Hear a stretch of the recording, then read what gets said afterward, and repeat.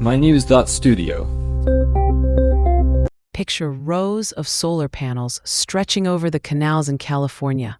They're not just generating power, they're also casting shade. Could this be a practical solution for a drier, hotter future? Today is October 27th, 2025. Let's get right into it. California just wrapped up Project Nexus in the Central Valley, didn't they? This is the first large-scale installation of solar panels over irrigation canals in the U.S. That's right. There are now 2 canal stretches with solar canopies, one about 20 feet wide, the other 110 feet. This was a $20 million pilot funded by the state. The panels are producing 1.6 megawatts of electricity. But why put solar panels over canals instead of just placing them on land? There are 2 big reasons. First, shading the canals with panels reduces evaporation. That's important in the Central Valley, where drought is always a risk and agriculture is a huge part of life. Second, the water under the panels actually cools them, and that helps the panels generate electricity more efficiently. So it's almost a feedback loop. The water helps the panels work better, and the panels help save water. Have they calculated how much water this could actually save? Early studies suggest that if all of California's 4,000 miles of public canals were covered like this, the state could save up to 63 billion gallons of water each year. That's enough to irrigate 50,000 acres of farmland or provide water for about 2 million people. That's significant. Who's behind the project, and how are they tracking these results? It's a joint effort. The Turlock Irrigation District, California's Department of Water Resources, Solar Aquagrid, and UC Merced are all involved. They're measuring water savings by looking at evaporation rates before and after the panels were installed. They're also tracking energy output in real time and watching for changes in water quality or crop yields. So it's still early days for the project. What's planned next? Is there talk of expanding this approach?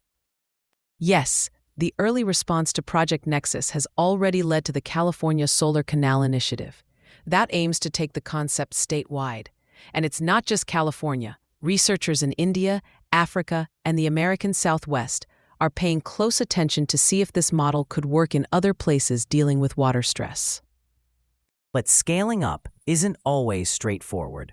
What kinds of technical or financial barriers could come up in other countries? Other regions will need to address local engineering challenges, make sure their electric grids are compatible, and manage higher upfront costs. Policy can be tricky too. Things like permits and land rights. Early pilot projects and supportive policies can help.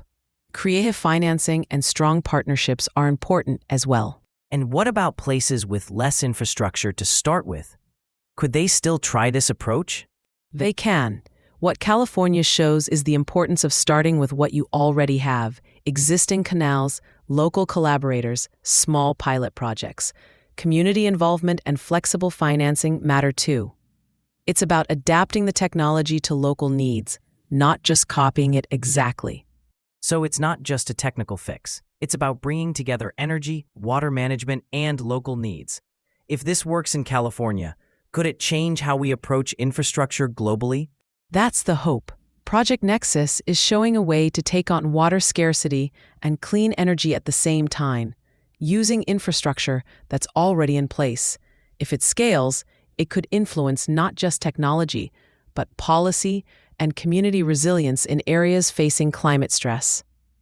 So, to sum up, Project Nexus is a pilot that covers canals with solar panels, reduces water loss, increases energy output, and might become a model for other regions. The next step is scaling up and adapting as climate pressures grow. Thanks for joining us as we explored how California's canals might help address both drought and energy needs. Could this be a turning point for other regions too? Time and thorough data will tell. Thanks for listening. This episode was brought to you by mynews.studio. Give it a try for free.